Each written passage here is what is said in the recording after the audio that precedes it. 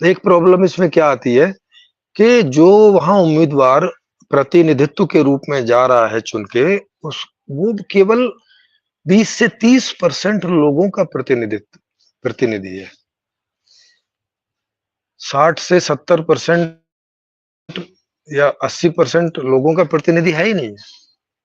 एक इसका ये ड्रॉबैक आता है आज का जो लोकतांत्रिक मॉडल है, इसकी ये कमी है कि वहां संसद में या विधानसभा में मात्र 30% के आसपास वोटर्स का प्रतिनिधि जाके प्रतिनिधित्व कर रहा है। मतलब अधिकांश लोगों का नहीं, 50% से ज्यादा लोगों का प्रतिनिधित्व वहां नहीं है ना। एक तो ये नेगेटिविटी है इस मॉडल में। दूसरा ये है कि जिसे हम अपना प्रतिनिधि बना के भेज रहे हैं, इसकी कोई गारंटी नहीं है कि वो हमारे लिए वहां काम करेगा, चूंकि वो भी एक मनुष्य है। और मनुष्य का ऐसा ये फ्रेम है जनरली, जो बहुतायत में मनुष्य होते हैं, कि वो पहले अपने लिए सोचता है आदमी, है ना। ये स्वाभाविक प्रक्रिया है। तो ये दार्शनिक पहलू भी वहां पे गलत पड़ता है। दार्शनिक पहलू क्या है कि अधिकांश मनुष्य अपने बारे में और अपने परिवार के बारे में पहले सोचते हैं, है ना। चेतन का ऐसा फ्रेम होता है कि वो अपने बारे में और अपने परिवार के बारे में पहले सोचते हैं। तो वो पहले अपने परिवार की स्थिति को अच्छा करने के लिए या खुद की स्थिति को अच्छा करने के लिए जाके उन पावर्स का इस्तेमाल करेगा जो पावर्स जनता ने उसको अपना प्रतिनिधि बनाकर दी है। तो सीधी सी बात है, वो वहां जाके भ्रष्टाचार करेगा, है ना। वो वहां जो अमीर हैं उस समय के, उनके साथ साठगांठ करेगा कि भाई मैं आपको इस प्रकार की नीतियां कुछ बना देंगे जिससे आपको लाभ मिलेगा और उसके बदले आप हमें आर्थिक लाभ पहुंचाइए। तो पहले अपने परिवार के अपने लिए करेगा।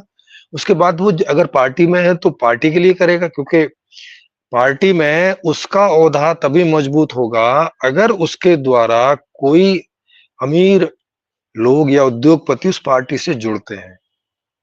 मान लिया अभी मोदी जी हैं, जैसे बीजेपी की बात करें तो मोदी जी के माध्यम से बहुत सारे लोग, जो अमीर लोग उद्योगपति हैं, वो पार्टी से जुड़ते हैं। तो पार्टी में मोदी जी की जो स्थिति है वो स्ट्रांग होती है, उनके प्रधानमंत्री बनने के चांस ज्यादा होते हैं।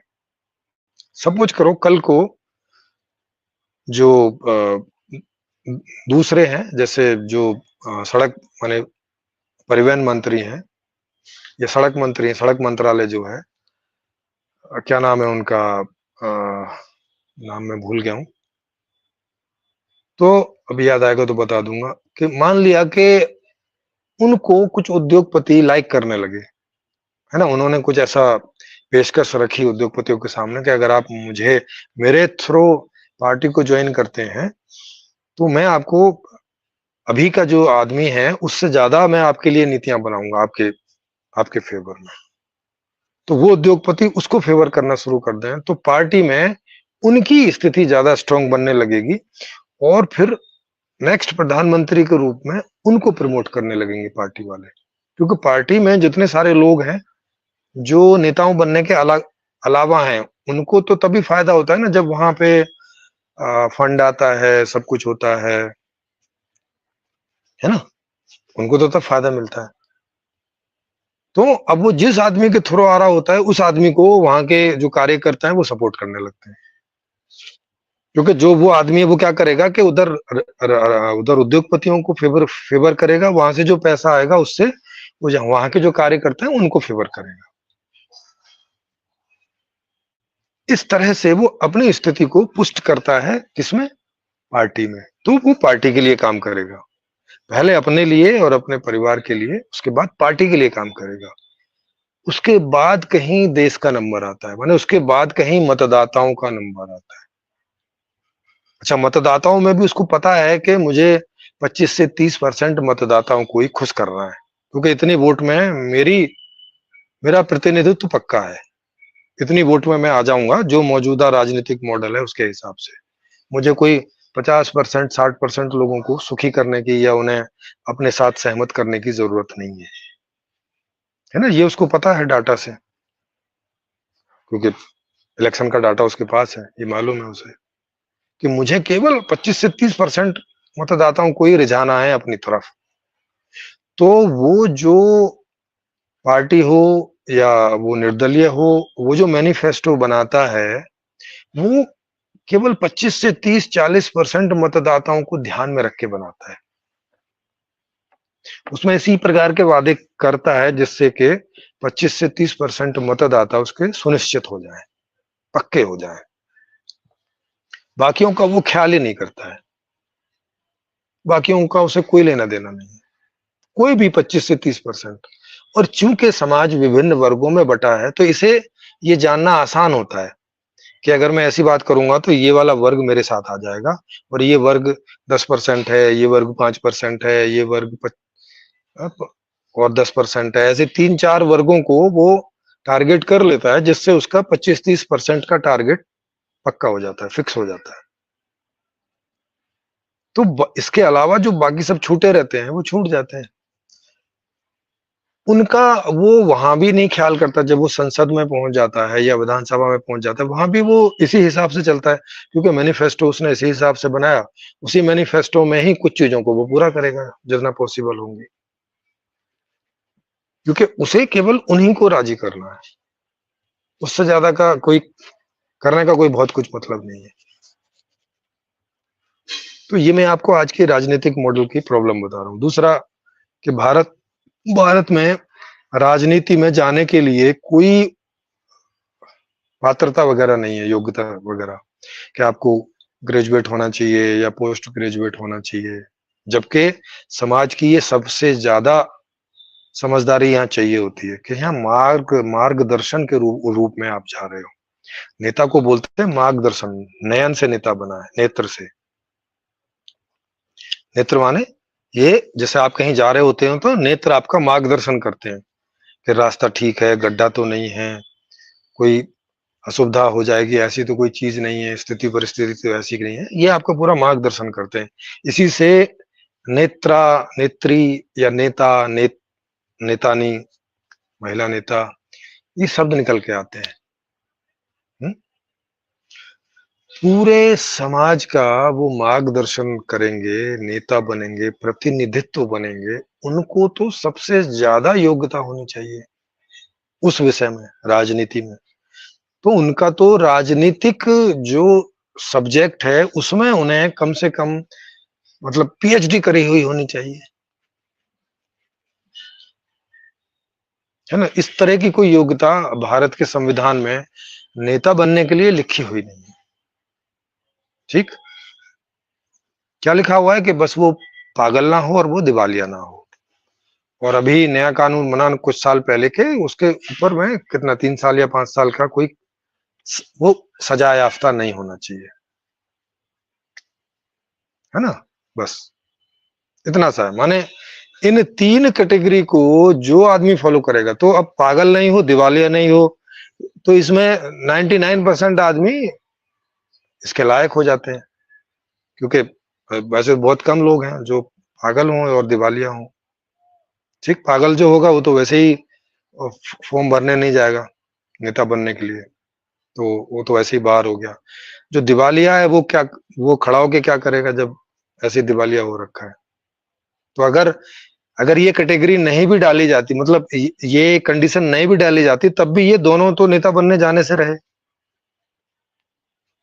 खड़े भी होते तो इन्हें कोई नहीं वोट करने वाला, क्योंकि पागल को कौन वोट करेगा, दिवालियों को कौन वोट करेगा। तो अगर ये कंडीशन नहीं भी लगी होती और ये खड़े भी हो जाते, तब भी कोई मतलब नहीं था, इन्हें कभी वोट नहीं मिलना था। एक तरह से आप देखेंगे कि कोई प्रावधान है ही नहीं है कि कौन नेता बने, माने कोई भी बन सकता है, XYZ कोई भी, इसको ऐसा समझे। मतलब हर एक आदमी को नेता बनने का की छूट है कि कोई भी खड़ा हो सकता है। जबकि इसके लिए समाज के जो सबसे ज्यादा मूर्धन्य लोग हैं उनको ही, क्योंकि वहां मंत्री पद होते हैं, एजुकेशन डिपार्टमेंट, ये मंत्रालय, वो मंत्रालय, तो लगभग सभी विषयों के लोगों की ज़रूरत पड़ती है।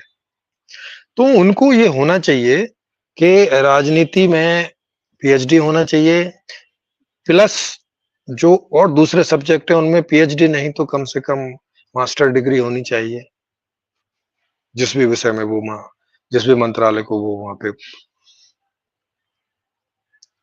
अपना कार्यवहन करेंगे।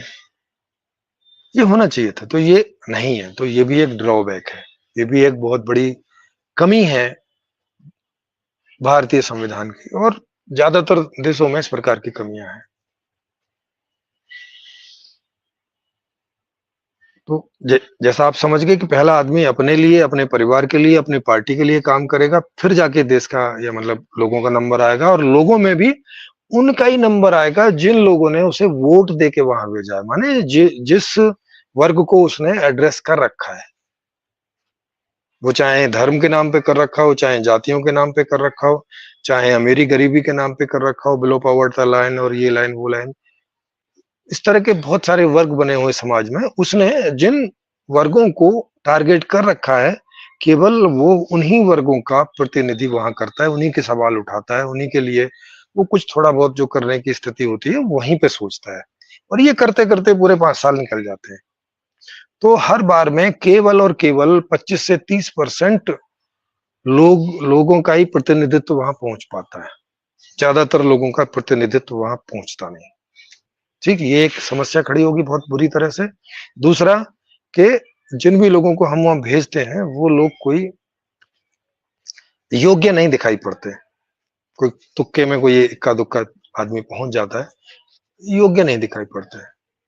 अब कोई भी काम तो योग्यता से ही होता है, बिना योग्यता के तो होता नहीं है ना। ये जो कई कई नेता लोग आपको ऐसी बात करते हुए दिखते हैं, भाई हमसे गलतियां हो सकती हैं लेकिन हमारी नीयत साफ है। अरे भाई, केवल नीयत साफ होने से काम नहीं होता है। नीयत तो बेचारे एक गांव का किसान है उसकी भी साफ ही है, पर वो किसानी से ज्यादा थोड़ी ना कुछ कर सकता है, माने जो काम उसे आता है वही कर सकता है बस। तो नीयत साफ होना कोई कोई ऐसा क्राइटेरिया नहीं है नेता बनने का। नियत तो हर काम में चाहिए, बिना नियत के कोई भी काम कैसे करोगे, वो तो मस्ट चीज है। तो वो कोई क्राइटेरिया नहीं है कि भाई साहब नियत साफ है तो आपको नेता बना दिया जाए या आपको प्रतिनिधित्व बना दिया जाए। वो कोई ऐसी ये कोई ऐसा क्राइटेरिया नहीं है। हुँ? तो ये हो गया। तीसरा ये है कि 5 साल के बाद में ही हम उस नेता को,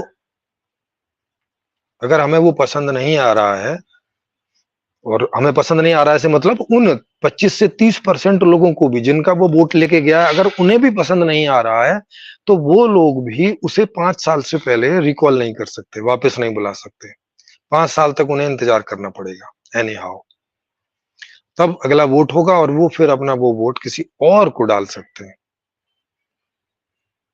ठीक? और ज्यादातर चांस है कि वो भी जो होगा वो भी उससे मिलता-जुलता आदमी होगा। कोई बहुत फर्क नहीं रहता एक नेता और दूसरे नेता में। एक आध परसेंट नेताओं को छोड़ दें तो। मैं बहुतायत की बात कर रहा हूँ, बहुसंख्यक नेताओं की बात कर रहा हूँ। तो बहुसंख्यक नेताओं में कोई बहुत फ़र्क नहीं होता एक-दूसरे से। उनमें बस इतना ही फ़र्क होता है कि ये नेता किन्हीं दूसरे वर्ग को एड्रेस कर रहा होता है, दूसरा नेता किसी दूसरे वर्गों को एड्रेस कर रहा होता है। जैसे मुस्लिम नेता होगा, तो वो मुस्लिम वर्ग को एड्रेस कर रहा होगा। कोई हिंदू नेता होगा तो वो हिंदू वर्ग को एड्रेस कर रहा होगा, या हिंदुओं में भी कोई एससी, एसटी, ओबीसी का नेता होगा तो अपनी वो उस कम्युनिटी को एड्रेस कर रहा होगा। बस इस तरह के फ़र्क आपको मिलेंगे। और उनके मैनिफेस्टो में उस तरह की चीज़ों का फ़र्क मिलेगा कि वो जिस तरह के ग्रुप को एड्रेस कर रहा है, उनको क्या चाहिए, उनको उनकी क्या माँग है वगैरह-वगैरह, उस तरह के उनको वो अपने मैनिफेस्टो बनाते हैं, ताकि वो लोग उस मैनिफेस्टो से आकर्षित होके इन्हें वोट कर दें। ये ये समस्या हो रही है। तो हो क्या रहा है कि बहुसंख्यक लोगों का प्रतिनिधित्व भी नहीं पहुँच रहा है। दूसरा, योग्य व्यक्ति नहीं पहुँच रहा है। अब ये 2 तो बहुत बड़े नुकसान हो गए ना। तीसरा कि हम 5 साल के पहले हमारे हाथ कट जाते हैं। एक बार वोट दे दिया, अब 5 साल तक हम कुछ नहीं कर सकते। नहीं, लोग बोल रहे होंगे, नहीं नहीं कर तो सकते हैं भाई, आंदोलन कर सकते हैं। अरे भाई, आंदोलन करना आसान नहीं रहता है। आंदोलन किन्हीं बहुत बड़ी चीजों पे किया जाता है। मतलब कोई बहुत बड़ा मसला है तो उस पर हजारों लाखों लोग इकट्ठे होते हैं, और उससे भी आप देखते हो कि जरूरी नहीं है कि नेता लोग मान जाए। अभी कितना बड़ा आंदोलन हुआ किसानों का, 1 साल से ज्यादा चला, तब जाके वो इलेक्शन आए यूपी के, तो उनको लगा कि कहीं मामला खराब ना हो जाए, वोट कट ना जाए। जिन लोगों ने हमें वोट किया था, जिन 30-35% लोगों ने हमें वोट किया था, कहीं उसमें ना कमी आ जाए और हम हार ना जाए। उस वजह से उन्होंने उन नियमों को वापस लिया। इसलिए नहीं लिया कि जनता चाहती है और हम वापस ले लें, इस हार की वजह से, डर की वजह से।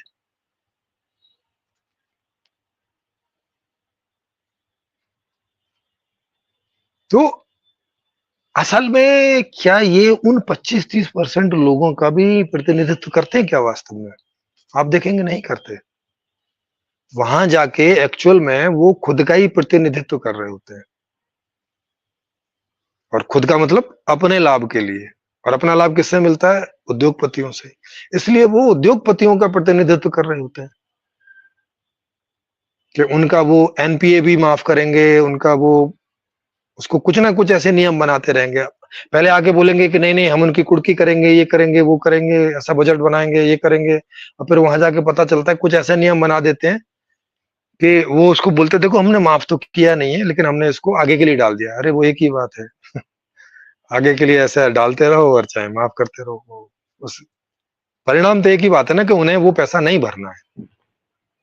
जैसे मैं कोई उद्योगपति हूं और मैंने कोई 10,000 करोड़ या 10 करोड़ या 200 करोड़ मैंने लोन ले रखा है, ठीक है।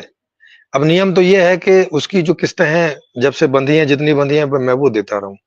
एक आध कोई कभी किस्त रह जाती है तो ठीक है, उतनी कंडीशंस उसमें रहती हैं। लेकिन मैं साल भर नहीं भर रहा, 2 साल नहीं भर रहा, 3 साल नहीं भर रहा, है ना।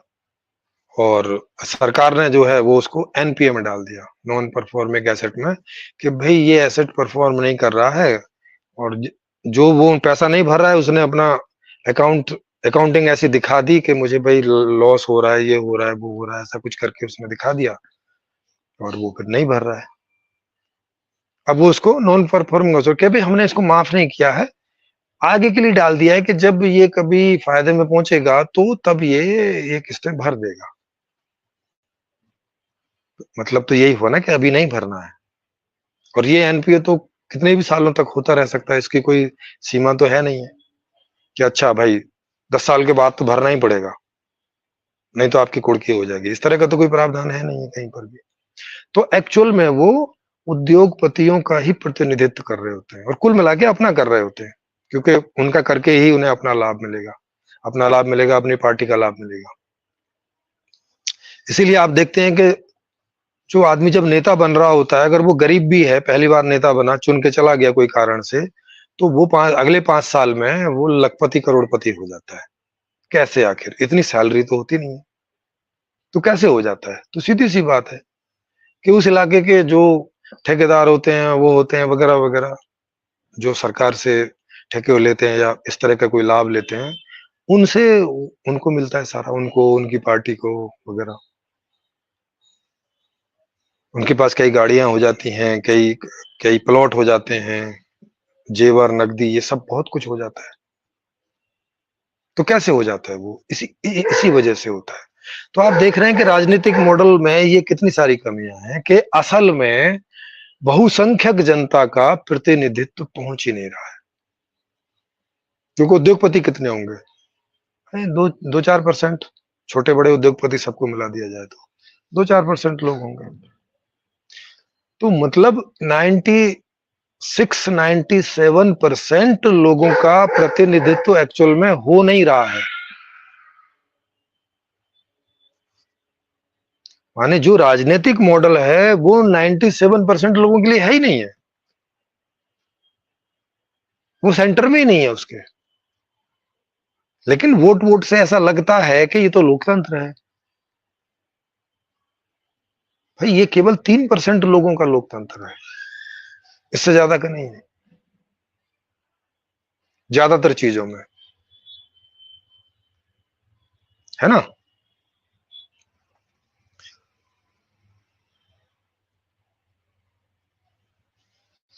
तो ये इतनी सारी इसकी समस्या है। कई समस्याएं निकल आई, मतलब जो लोकतंत्र से नाम से जो हमें लगता है, लोकतंत्र से क्या लगता है कि भाई ये लोगों के द्वारा चलाया हुआ, माने लोगों के द्वारा, लोगों के लिए, लोगों से, ऐसा होता है ना, ऐसे करके जैसे वहां परिभाषा लिखी हुई है लोकतंत्र मतलब क्या। तो वो परिभाषा यथार्थ में नहीं दिखाई पड़ रही है, व्यवहार में व्यवहारित होती हुई नहीं दिखाई पड़ रही। ऐसा नहीं लग रहा है कि लोगों के द्वारा, लोगों से, ऐसा करके नहीं आ रहा है। ये ऐसा करके आ रहा है कि कुछ लोगों के द्वारा, कुछ लोगों के लिए, मतलब कुछ हजार लोगों के द्वारा, जैसे विधानसभा और संसद में जितने भी लोग हैं, राज्यसभा में मिला के आप समझ लो 4-5-6 हजार नेता होंगे जो जीत के जाते हैं।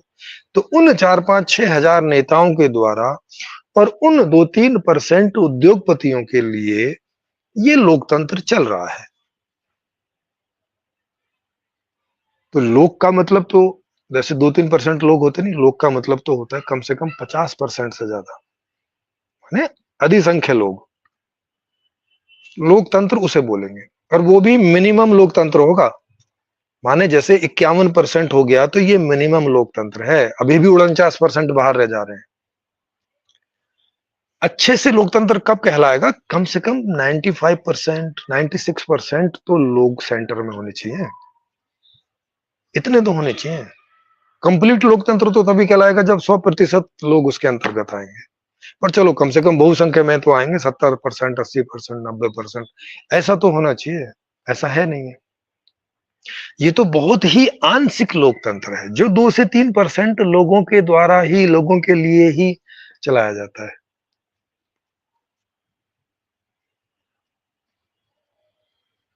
जहां कई स्टैंडर्ड हैं, सरकारी सैलरी के स्टैंडर्ड तय करने के अलग हैं, प्राइवेट जॉब के सैलरी स्टैंडर्ड करने के स्टैंडर्ड अलग हैं तय करने के, है ना?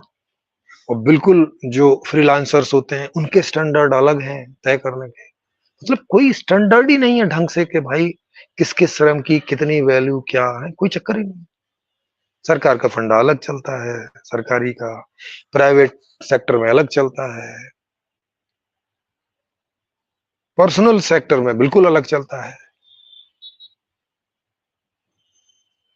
फिल्म इंडस्ट्री में जाएंगे तो हीरो 10 करोड़, 20 करोड़, 30 करोड़, 50 करोड़, ऐसी, ऐसा उनका मेहनताना है। और वहीं जो एक स्पॉट बॉय होता है, वो ढंग से खाना भी उसको मिल जाए तो बड़ी बात है, कि इतनी सैलरी मिल जाए कि वो अपना घर का चला सके, किराया भाड़ा दे सके। इसके लिए वो फाइट करता है, इसके लिए वो स्ट्रगल करता है। तो कहाँ है 90% से ज्यादा लोग थोड़ी गरीबी या ज्यादा गरीबी में रहते हैं। कहाँ है लोकतंत्र उनके लिए? परिणाम से तो लग नहीं रहा है, परिणाम से तो आंशिक लोकतंत्र लग रहा है कि ये केवल 10% लोगों के लिए चलता है, इससे ज्यादा के लिए नहीं चलता, है ना? बाकी लोग तो अपना जैसे तैसे कहीं ना कहीं अपनी जगह बना के सरवाइव करते होते हैं बस। और 30 से 40% लोग तो सरवाइव भी नहीं कर पाते, वो तो सरकार की फ्री की नीतियों की वजह से जिंदा जिंदा भर रहते हैं। बस खाना खा सकते हैं, पानी पी सकते हैं, बस इससे ज्यादा उनका जीवन कुछ है ही नहीं है। सड़क पे रहते हैं, कहीं टेंट वेंट मिल गया वहां रहते हैं, उनका पूरा जीवन ऐसे ही जाता है। बस खाना जैसे तैसे मिल गया, कपड़े मिल गए, बस यही जीवन उनका पूरे जीवन रहता है, जन्म से लेके और जब तक भी वो जीते हैं। इसको किस तरह से लोकतंत्र बोल देंगे? कुछ भी नहीं। मतलब जो लोकतंत्र की परिभाषा संविधान में ही लिखी है, उसी परिभाषा पर वो खरा नहीं उतरता, खुद की परिभाषा पर। तो इसका मतलब है कि अभी उसमें बहुत बदलावों की जरूरत है। केवल अमेंडमेंट से काम नहीं चलेगा, बेसिक में ही बदलावों की जरूरत है, मूल में ही बदलावों की जरूरत है, फिर बाकी तो उसी आधार पर बनेगा। जैसे 1947 के पहले ये अनुभव हुआ कि भाई साहब अभी जो सिस्टम चल रहा है राजाशाही, ये कोई काम का नहीं है, बेकार है, इसे बदलो। और उसके लिए मुहिम चली और 100-150 सालों में लोगों ने स्ट्रगल किया, फाइट किया, बहुत सारी कुर्बानियाँ उस समय गई क्योंकि राज्य सिस्टम था, तो राजा लोग आसानी से बात को मानते नहीं थे वगैरह। तो बहुत फाइट हुई, बहुत जब तक जन आंदोलन इस लेवल पे नहीं पहुँच गया कि राजाओं को लगा कि अब तो तुम फिर मारे जाओगे। तो फिर वो आज तब कहीं जाके ये आंशिक वाला लोकतंत्र पॉसिबल हुआ। अब इसका परिणाम भी आपके सामने है। तो अब इसके आगे की बात होगी, तो सीधी-सी बात है, जैसे जैसे तब सिस्टम बदला था, तब व्यवस्था बदली थी, वैसे अभी भी बदलेगी इन फ्यूचर। और ये तब तक बदलती रहेगी जब तक के 100% लोगों स के लिए व्यवस्था नहीं हो जाती, मतलब 100% लोकतांत्रिक व्यवस्था नहीं हो जाती, तब तक ये इसमें बदलाहट होती रहेगी। चाहे तो आंतरिक रूप से बदलाहट हो और चाहे पूरा संविधान में ही बदलाहट हो, ये होती रहेगी। इसको रोका नहीं जा सकता, क्योंकि जो भी लोग इससे संतुष्ट नहीं होंगे, वो तो प्रयास करेंगे, वो तो खोजेंगे, तो उसमें क्या कमियाँ हैं, उनको निकालेंगे, फिर उनका क्या समाधान हो सकता है, उसको उसकी खोज करेंगे, तो ये खोज चलती रहेगी। और ये जब से मनुष्य है इस धरा पर, तब से ये सिलसिला चलता आया है और ये तब तक चलता रहेगा जब तक के एक सैटिस्फैक्टरी स्थिति में मनुष्य समाज नहीं पहुंच जाता कि हाँ, अब ठीक है भाई, हो गया कंप्लीट, अब और जरूरत नहीं है, अब हर आदमी जैसे चाह रहा है वैसे जी पा रहा है। उसी कड़ी में मैंने इस प्रकार का ये जो व्यवस्था है, संपूर्ण समाधान, एक नई आर्थिक, सामाजिक, राजनीतिक व्यवस्था, इसकी संरचना की है और ऐसा लगता है कि ये अब वो फाइनल ड्राफ्ट होगा, ये वो फाइनल व्यवस्था होगी कि अब इसमें बड़े चेंजेस की जरूरत नहीं पड़ेगी, कोई छोटे-मोटे अंदर में ही चेंजेस की कोई जरूरत पड़ेगी तो पड़ेगी।